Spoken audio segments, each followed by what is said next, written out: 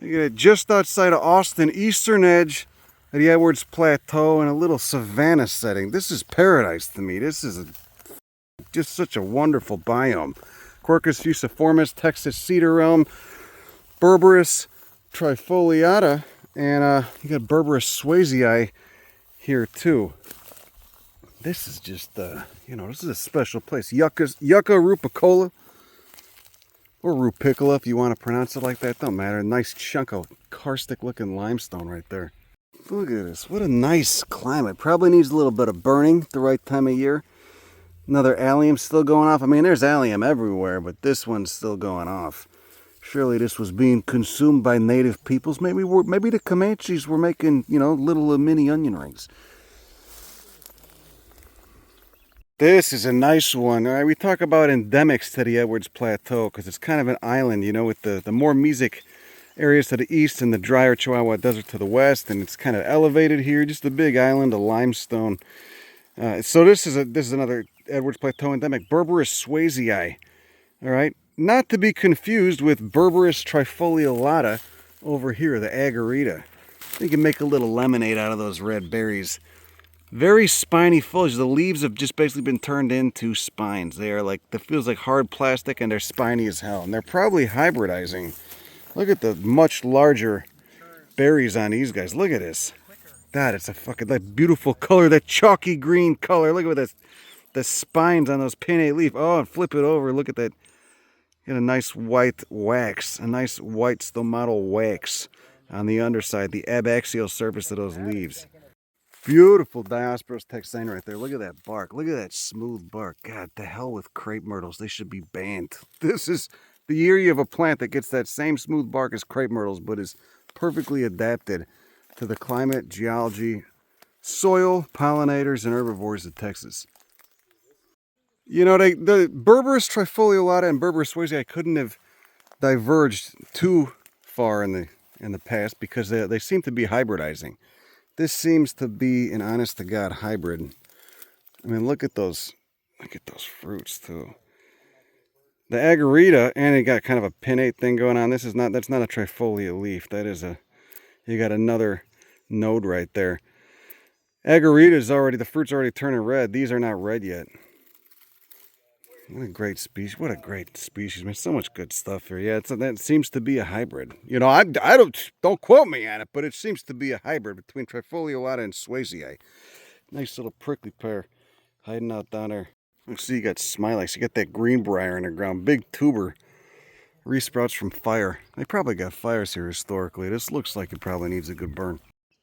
Being on properties like this is like going back in time. You get a chance to see what the land looked like before it got turned into the strip mall that most of Central Texas is, between Dallas and San Antonio on the I-35 car slum corridor. Check out this Echinocereus.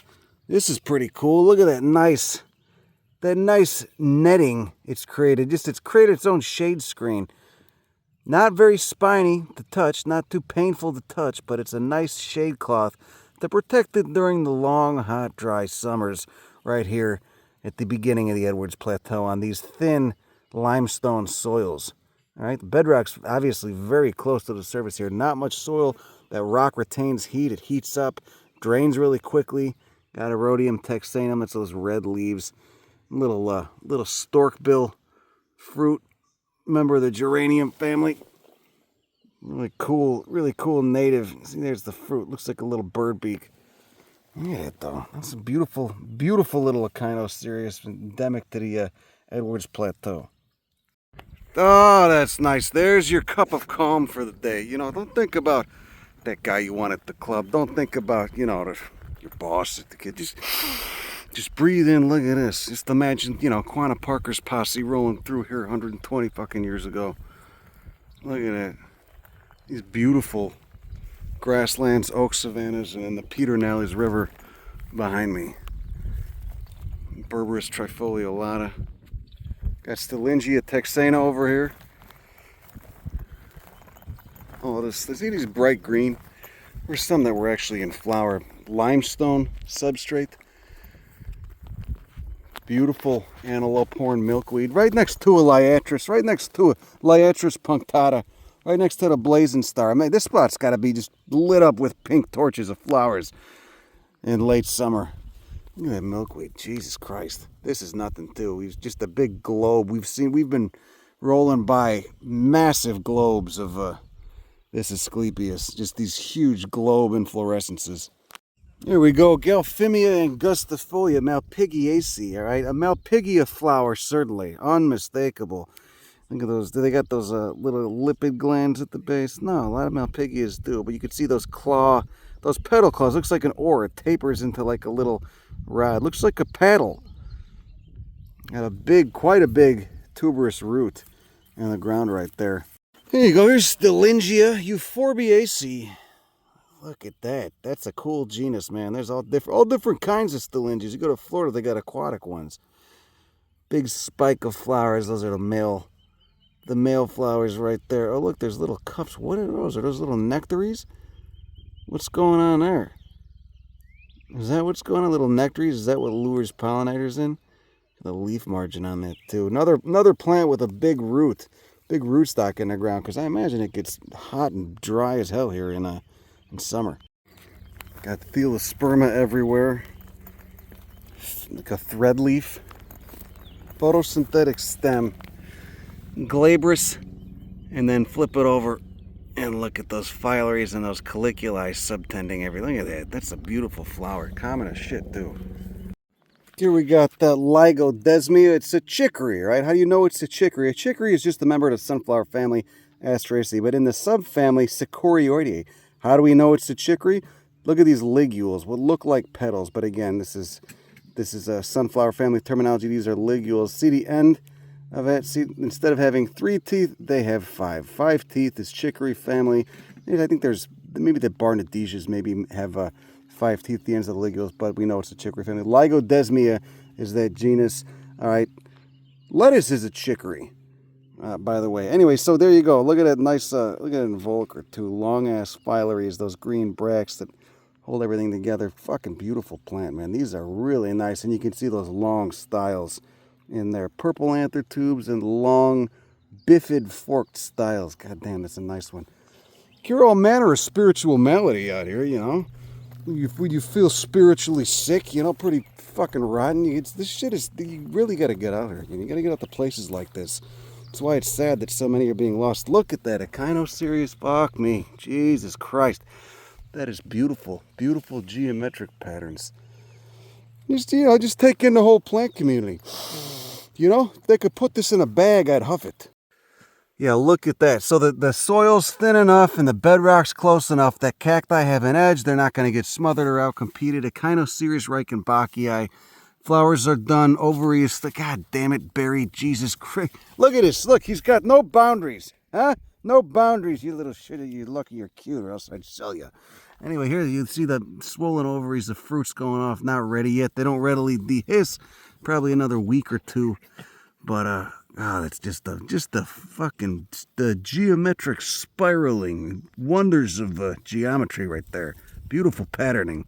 Look at that. Look at all that Montezuma Cypress down there. And look at that. They like wet feet. And you got drier stuff higher up on the limestone, the drier sites. With beautiful, huge Montezuma Cypress trees. Not bald cypress, Montezuma Cypress. Basically the northern end of their distribution, which goes all the way down into Oaxaca. So as we descend to a wetter area, a little bit more riparian, you get a little bit more diversity. Some cool oaks over there. What's this, a juglans? Where's that, a soapberry? I need to see the flower. A walnut or a soapberry? Oh, there we go. Here's this. Look at that. Beautiful limestone.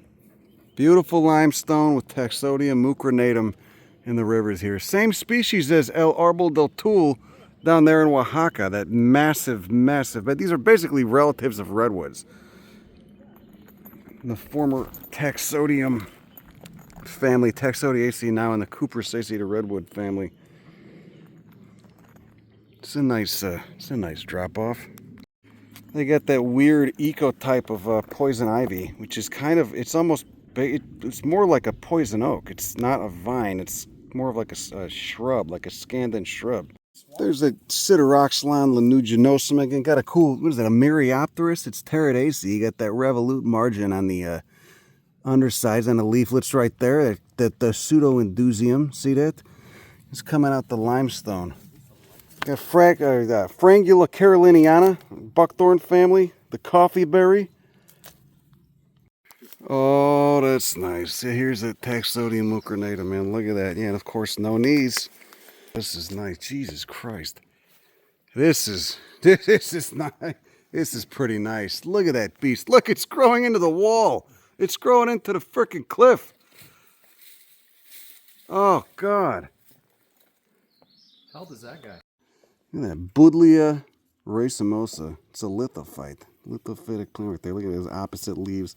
Order Lamiales. Oh, wow. That's nice. That is fucking nice. Jesus, this is insane, man. So, Matt told me they cored that, and it's only 200 years old. So, Taxodium mucronatum grows very fast. But look, that's not the same tree you get in the Louisiana swamps, through Arkansas, ranging up into southern Illinois. This is not Taxodium distichum. This is a different species. Taxodium mucronatum. And I'll die on that hill. A lot of Texas botanists used to just say, oh, it's just a different kind of distichum. Well, it's a different kind of distichum because it's a different species. There's no knees. It doesn't form knees, no nematophores. It grows in a much different habitat. And that habitat is contiguous all the way south through Mexico to Oaxaca. It's like, you know, cold water running through limestone arroyos that can sometimes dry out. Just amazing. And much different habit, too. Smaller cones, a stouter habit, spreads out.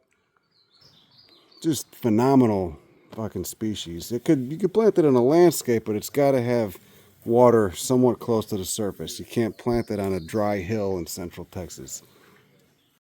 Look at all that maiden here. Look at all that 80 anthem. Ah. God, that's nice. Look at what is it? You got little stalactites forming, just precipitates. As that water weathers that limestone, that calcium carbonate, it takes little pieces off with it. Microscopic particles. Well, dissolved solids, and then it precipitates them out of solution. Yeah, okay, I see that. See, that's not a knee though. That's just a bent root. That's not a knee. Yeah, it's Cladium jamaicense. Get that in Florida too. Right here, just let's see, just stabilizing the bank. Diosporos, riparian area, and then dry up top. Look at these cypress, Jesus. Look, see, looks like a knee, but it's not. At first glance, you think it's a knee, but it's not. It's just a bent. It doesn't get up as tall. It's just a root. They got really vigorous roots, which will stabilize banks of streams and rivers. But it's not like distichum work. It's true knees that look like stalactites. What's the one that's from the ground up? You know, you can see that. That's just a bent root, grown over a rock or something. All right, if this was a Louisiana swamp cypress, you'd see there'd be knees all over the place, little cones. Sycamore platanus, occidentalis. But as you can see, it's the ecotype, the Texas ecotype. It's a little bit fuzzier, a little bit more drought adapted. Look at this whole wall. That's amazing. There we go to the plant by the colloquial name spice bush, Lindera benzoin. Lauraceae, one of the, closer to the base of the angiosperm family tree. So a more early branching lineage, and it smells the leaves are very pungent. You know, you got some nice volatiles in there, just like sassafras, just like bay leaves, same family. Look at that. Look at that tree. Just roots right into the wall up there. You can see there's a Montezuma Cypress that was cut, that was logged probably 100 years ago, 120 years ago. Acted as a perfect nurse log for this seedling that germinated, and is you can see just rooting itself into the side of this limestone rock wall. There we go. Look at that. Got an amorpha growing out of a rock wall. Oh, these smell nice. The whole Amorphae tribe, Eisenhardia is in that, of the bean family, Fabaceae. The whole tribe's got the terpenes and volatiles in the leaves. You get Very pleasant smelling foliage. You get the pinnate foliage right there, and the inflorescence is about to go off. Not quite yet. You can see probably 2-3 weeks before it's flowering. They tend to flower. Maybe it'll be about 2 or 3 weeks. Amorpha fruticosa, little fuzzy rod, little fuzzy rod, little panicle emerging. Oh yeah, look at those. Almost looks like a dahlia with those bracts coming. See them bracts subtending each what will be each flower. Those bracts look like little hairs. You got Ugnatia speciosa up there. Sapondaceae, the maple family. Already flowered and gone to fruit. All right, so check out this adianthum, this maidenhair. Flip it over. You could see this is the sporophyll we're holding. This is a fertile leaf, a fertile frond. You could see those little folded over bits at the end. That's the pseudoindusium. The spores will be produced under there. They're not going to be ready for a while, looks like, but that's the pseudoindusium, that revolute margin at the end. This is Pteridaceae. The Pteridaceae family, and most of Pteridaceae, I think, does that. Look at that beautiful black rachis. This fern, locally extremely abundant here. You can see they're just having a blast on that, growing on that limestone seeping rock wall. Look, little cypress seedling. That's nice. Yeah, after seeing what people think are, because I've heard people say, "Oh no, I've seen these on the Central Texas trees." That's not a knee. That's just a bent root. You can see exactly what's going on right there. It's just a bent root. All right, it's not the same as a knee that you get in those Louisiana trees. You know, same thing. There's a root right there. There's a root right there. They just hit a rock. They grow over it, whatever. That's not the same thing, you know? Look, right there, too. They're still growing generally laterally. Same thing right there. Now I'm even more convinced. This is not distichum. Quit calling the Central Cypresses, the Central Texas Cypresses, Taxodium distichum. Adapted to a completely different habitat than the swamps you get in Louisiana and Florida. There's that Epipactis gigantea blooming. Look at that. God damn, that's a nice flower. Occurs all the way down into the Baja California Peninsula, parts of Mexico, Mojave Desert. It even grows in Death Valley. Very ornate flower. There's that column. You can see that. You see that. Get a nice look at that column up there. Look at that ornate labellum too. Oh, what's going on there? Those little black dots. Yeah, that's nice. Look at that. You can really see what's going on with that column. You can see the anther cap, the pollinia are under it, the visidium or the stigma. Oh, what is that white thing on there? Is that a pollinium? This thing already get hit? I don't know. You know, I've never actually looked at Epipactis gigantea flowers up close before.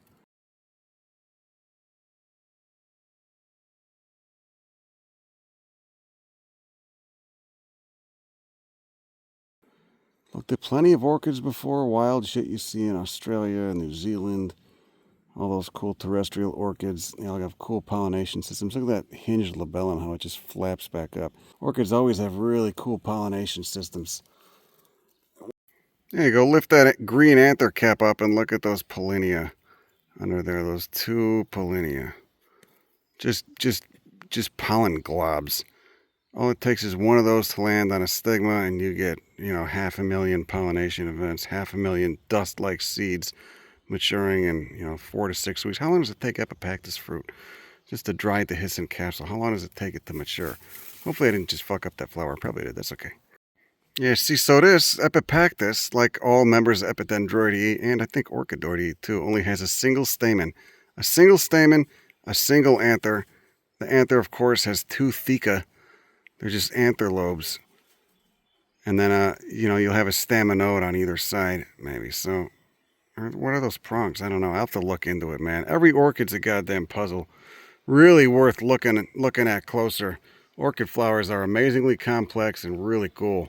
Orchids were the plant family that taught me how amazing flowers could be. Look, what a puzzle flowers could be. Look at this beautiful Montezuma. Jesus Christ. Well, it seems like a nice spot to end it for today. I'm a little disappointed we didn't see any water moccasins or coral snakes. Coral snakes, North America's only member of the cobra family. How long ago you'd think this giant boulder of limestone fell out of that cliff up there? However long ago this little arroyo was cut. Who knows? What a beautiful spot. Anyway, that's all I have for today. Have a good rest of the evening. Go fuck yourself. Bye.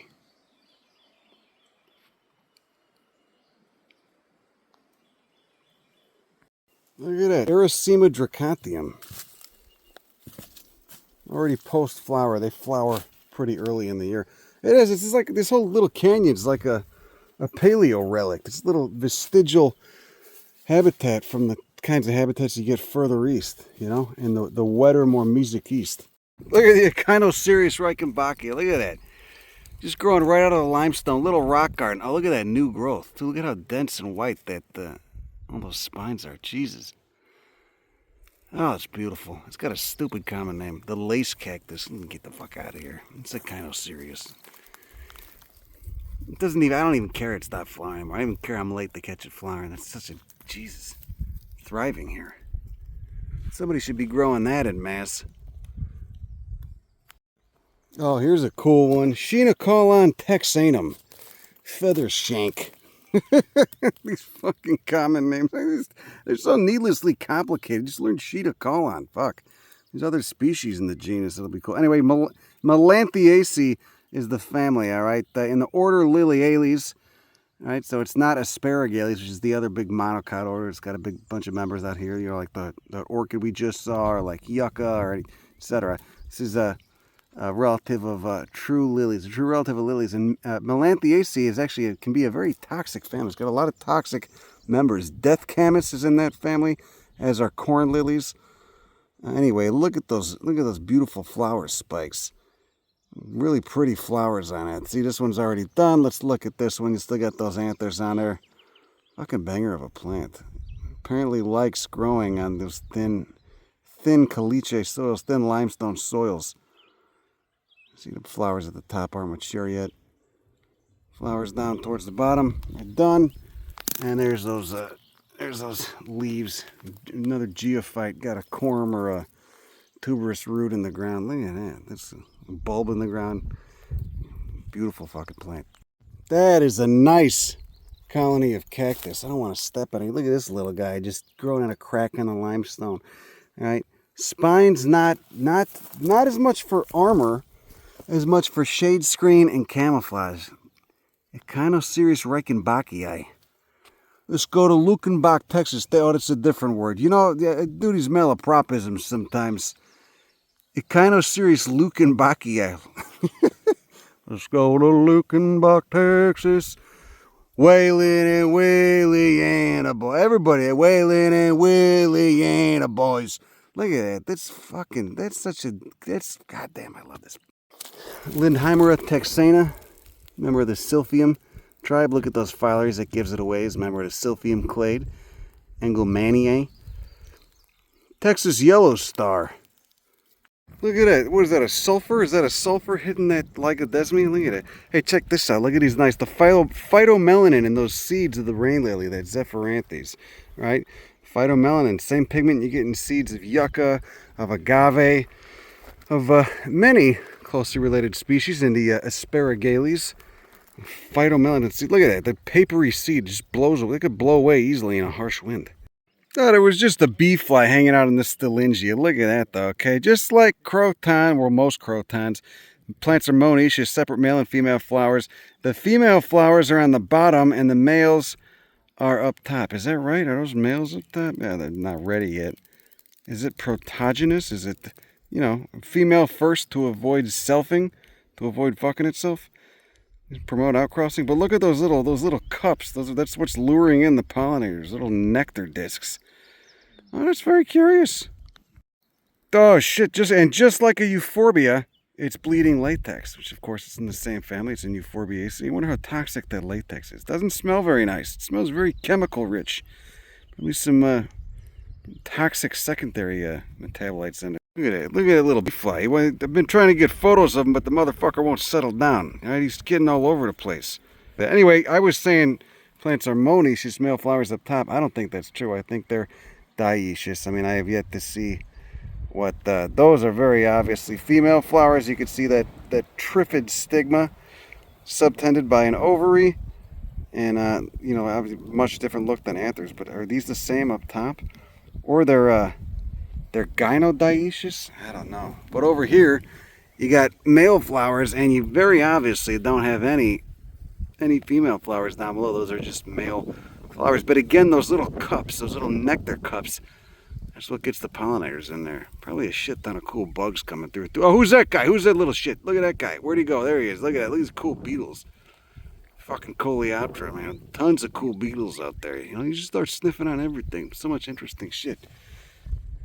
You know, I'm really spending too much time fucking around with this Stillingia, but it's really, really cool. Oh, look, there's it. Look, there he is. Oh, he just did that. So I wonder if those, you get female flowers down below on that spike. I wonder if those are sterile up top or if they're males. But look at the different leaves. Okay, this is a female plant. This is a male plant. Look at these long petioles in the top leaves. I wonder if the adaptive benefit of that would be that it prevents harsh winds from blowing away pollen. I mean, most, you know, insect vectored pollen is heavier than wind vectored pollen, but so you don't have to worry about it too much. I don't know, or to make it, I don't know what's going on there, but it seems to be, you know, that long petiole on the distalmost leaves seems to be a trait of the male plants. There's no female flowers on there. So many cool breeding systems among plants. Not enough time. Every flower is a puzzle, you know, and the goal, of course, is just promote outcrossing. You know, prevent these plants from fucking themselves. You get more genetic diversity that way. Yeah, look at that guy. Look at his little asshole. Oh, yeah, there you go. Yeah, you fat fuck. Oh, yeah, you look real nice. You hairy prick. Oh.